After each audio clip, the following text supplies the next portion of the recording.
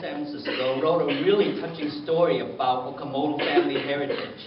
And Alan came up from San Francisco through this rain and everything, and to share with us about his family, the Okamoto family heritage. Alan, thank you for coming up. You're most welcome. You know, when Andrew tells me to do something, I jump right away. I just wanted to say that this Sacramento chapter is so dynamic. You guys are absolutely wonderful. I know I came here earlier for your chapter kickoff, and it was absolutely fabulous. I thought that the Las Vegas chapter, started by John Fukuda, was one of the best for the prototype.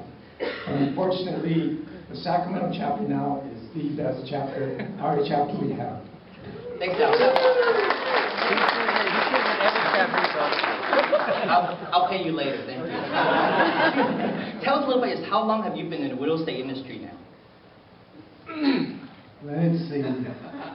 I have been in real estate probably longer than most people have been on this earth, in this room here. I was first licensed in 1965. Wow. Wow. Tell us about your family heritage. Like, why did your family come to Japan back in, a long time ago? Tell us a little bit about that. Well, I'm not really a historian, but there was a tremendous change in Japan during the late 1800s. It was called the Meiji Restoration. And a lot of the people were going out of work.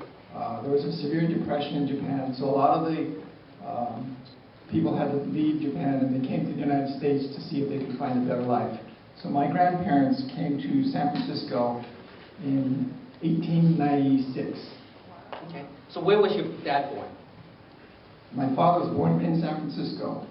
Okay. What was his profession at the time? What did he do? Well, my grandfather started a shoe repair business. He had to have a trade before the United States would let him into the country, so he chose shoe repairing.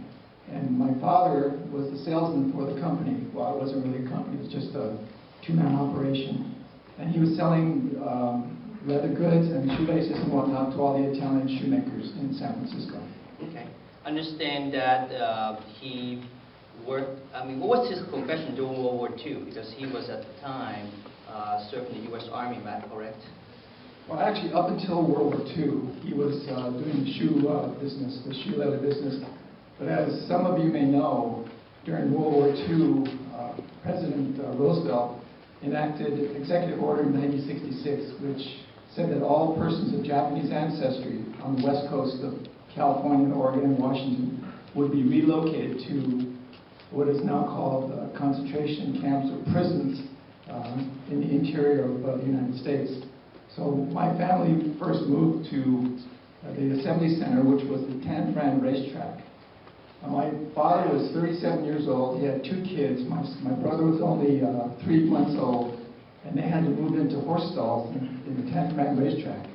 And before they had to move in, my father actually had to wash the walls off because of all the horse manure. And they expected families to live under those conditions. And after they were there for several months, when the camps were being completed, or the prisons were being completed, my family moved to Topaz, Utah, which is in the desert in Utah, one of the most desolate areas in the United States. Wow, that's very interesting. Now, you were born during the encampment, am I correct? Right. Because my father was a graduate of the University of California, he was a Phi Beta Kappa, a citizen of the United States, but still forced to move into the camps. Because he was well-educated and bilingual, the U.S. Navy chose him to be an instructor of Japanese to the U.S. Navy officers. They would come to the University of Colorado, learn their Japanese, and go off to the Pacific and fight. So while my father was in University of Colorado, I was born in Boulder, Colorado. Wow. So what year did you leave the encampment, and did you have any memories at the time about that?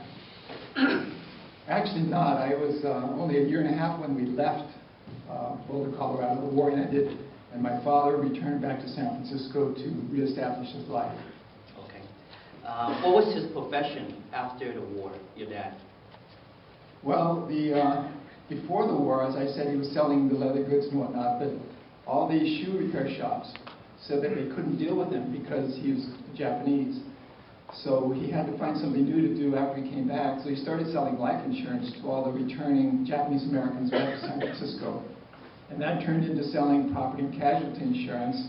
And later, as the Japanese Americans began to become a little more affluent after they were saved money, they were able